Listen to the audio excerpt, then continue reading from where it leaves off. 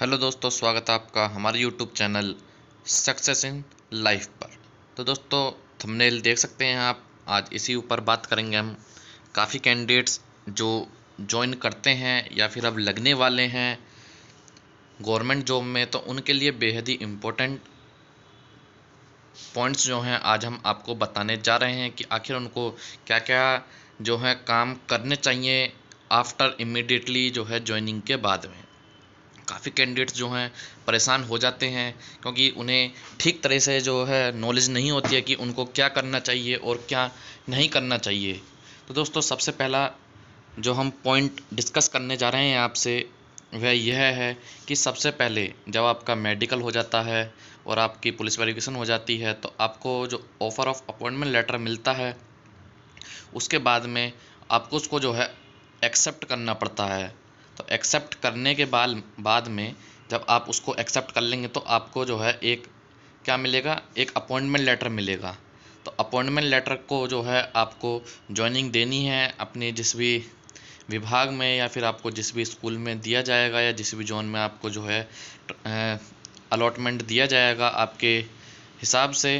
तो आपको जो है वहाँ पर जाकर ज्वाइनिंग देनी है। तो ज्वाइनिंग के तुरंत बाद जो है आपको एक इम्पोर्टेंट पॉइंट या फिर इम्पोर्टेंट कदम जो है उठाना है वह यह है कि आपको सबसे पहले जो है अपनी सैलरी के लिए जो है वहाँ पर अपने डॉक्यूमेंट्स जो हैं वह जमा कर देने हैं।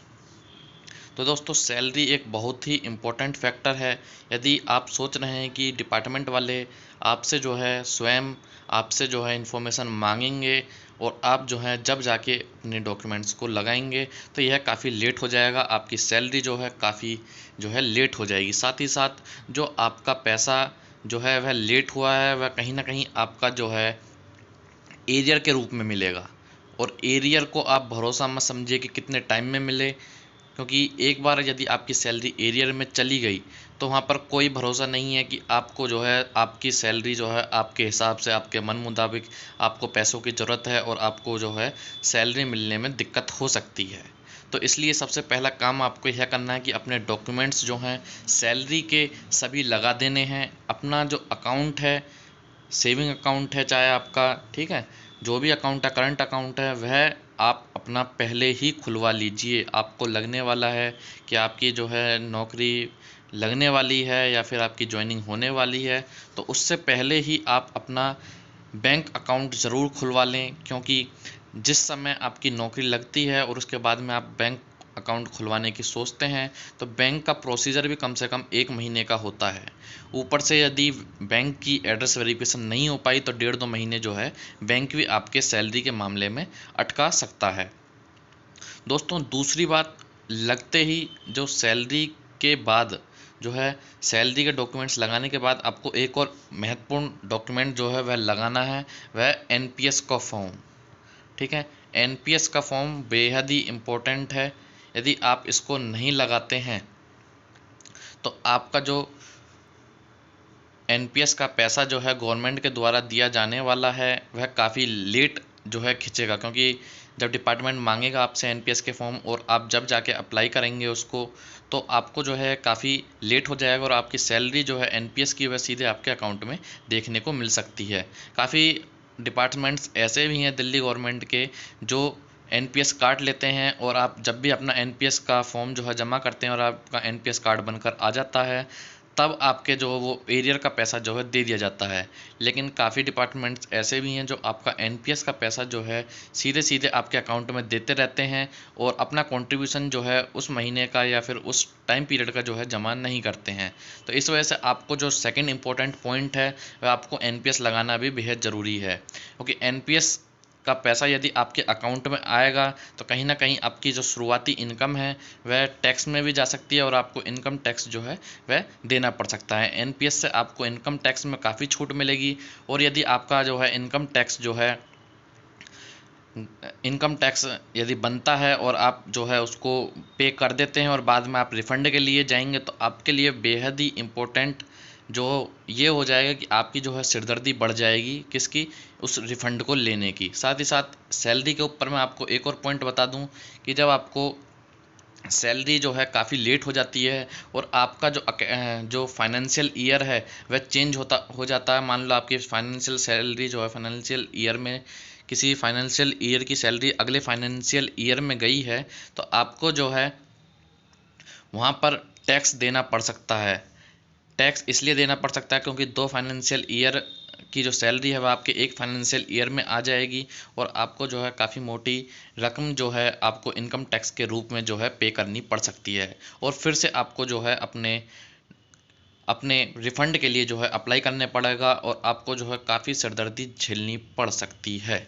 दोस्तों ये 2 चीज़ें तो आप ज़रूर ही अपनी लगा दें जॉब लगने के साथ ही, एक सैलरी के डॉक्यूमेंट्स और एक दूसरा एनपीएस के।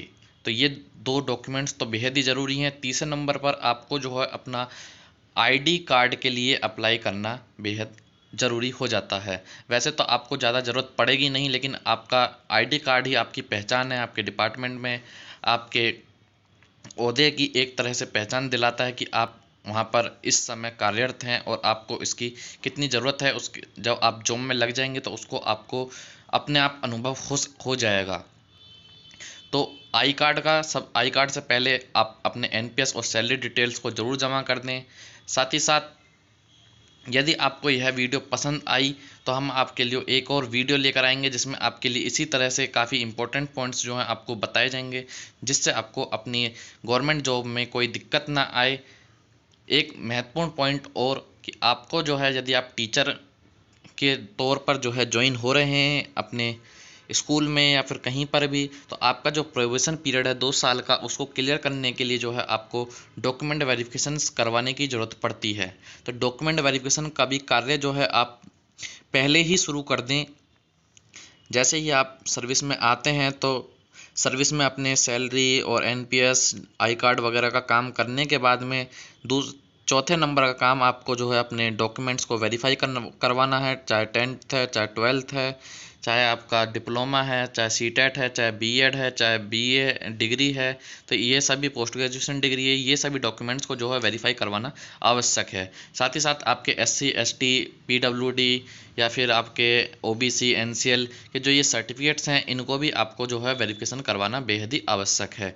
तो इन सभी डॉक्यूमेंट्स को भी जो है शुरू में ही अपने डॉक्यूमेंट वेरिफिकेशन के लिए जो है भेज दें, क्योंकि डिपार्टमेंट जब आपका प्रोबेशन पीरियड क्लियर करेगा तो उनको ये डॉक्यूमेंट्स ज़रूरी हैं और उस समय भी आपसे जो है फॉर्म भरवाए जाएंगे। अन्यथा आपका जो प्रोबेशन पीरियड है वह काफ़ी लंबा खिंच सकता है और उस बीच का जो आपका पैसा है, यानी कि अगर प्रोबेशन क्लियर नहीं हुआ तो आपको जो है एक जो इंक्रीमेंट मिलता है सरकार के द्वारा हर साल, वह नहीं मिलेगा और वह आपका पैसा जो है एरियर के रूप में अटक जाएगा, जिसको निकालना डिपार्टमेंट से आपके लिए बेहद ही कठिन हो जाएगा। तो इसलिए आप सभी को सलाह यही दी जाती है कि हमारे साथ जो है जुड़े रहें, ऐसे ही अमेजिंग फैक्ट्स जानने के लिए, अमेजिंग जानकारी जानने के लिए जो हमारे साथ जुड़े रहें। फिर मिलेंगे आपसे अगली वीडियो में। धन्यवाद नई जानकारी के साथ।